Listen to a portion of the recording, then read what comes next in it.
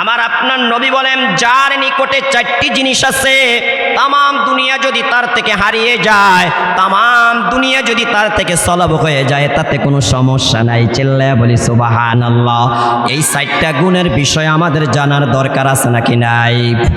সকলে জানতে চান কিনা একটু আওয়াজ দিয়ে বলেন ভাইয়ারা আমার।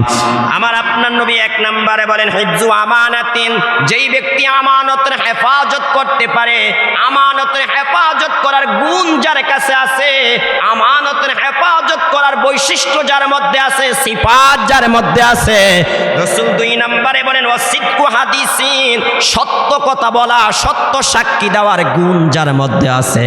তৃতীয় নম্বরে রাসূল বলেন ওয়া হুসনু খলিকাতিন, সুন্দর চরিত্র যার আছে, যার কাছে সুন্দর চরিত্র আছে, যার চরিত্রটা সুন্দর, যার আকলাকটা সুন্দর, যার ব্যবহারটা সুন্দর, যার কথাগুলো সুন্দর। চার নম্বরে রাসূল বলেন ওয়া ইফাতু ফি তুমাতিন, যার খাবারের লোকমাটা হয় পবিত্র। চিল্লায়া বলি সুবহানাল্লাহ। মুসলমান ভাইয়েরা রে আমার, নবীজি এখানে চারটা গুণের কথা বললেন।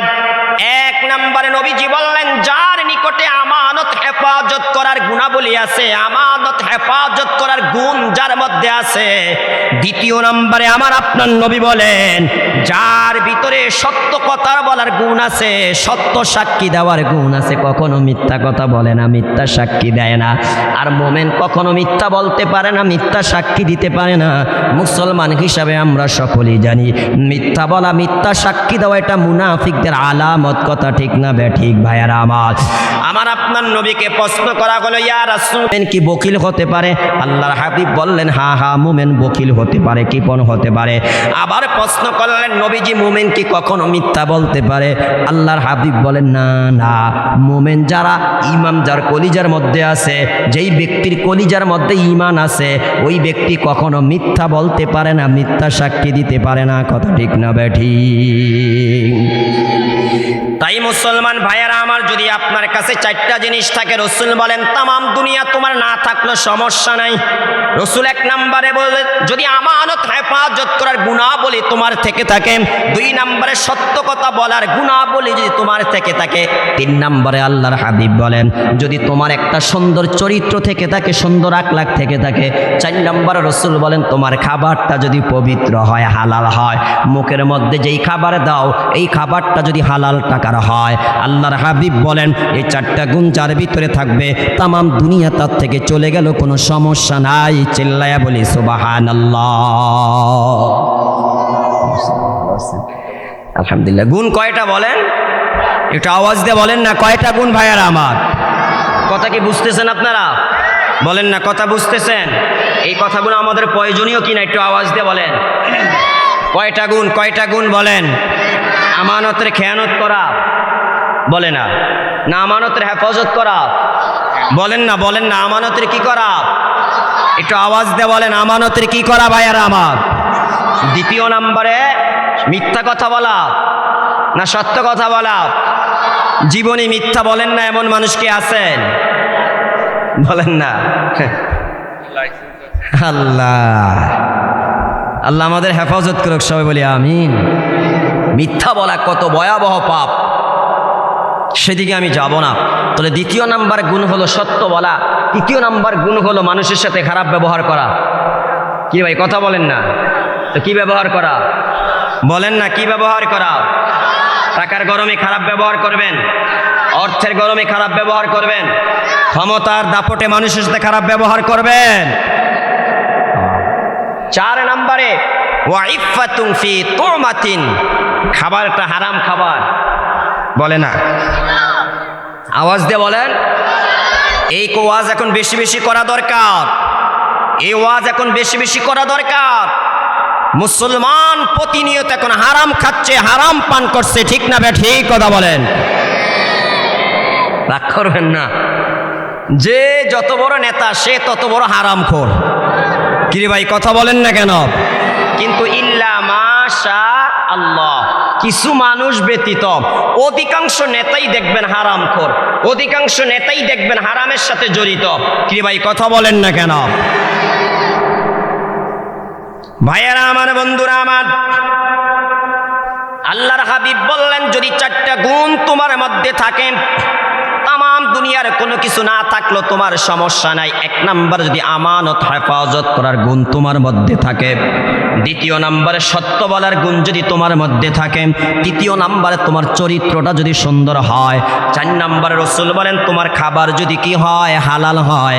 আল্লাহর হাবিব বলেন এই 4টা গুণ যদি তোমার মধ্যে থাকে, তাম দুনিয়ার কোনো কিছু না থাকলো সমস্যা নাই। চিল্লায়া বলি সুবহানাল্লাহ। হ্যাঁ আমার ভাইয়ারা, বন্ধুরা আমার, তাহলে আমাদেরকে সদা সর্বদা হালাল খাওয়ার জন্য চেষ্টা করতে হবে।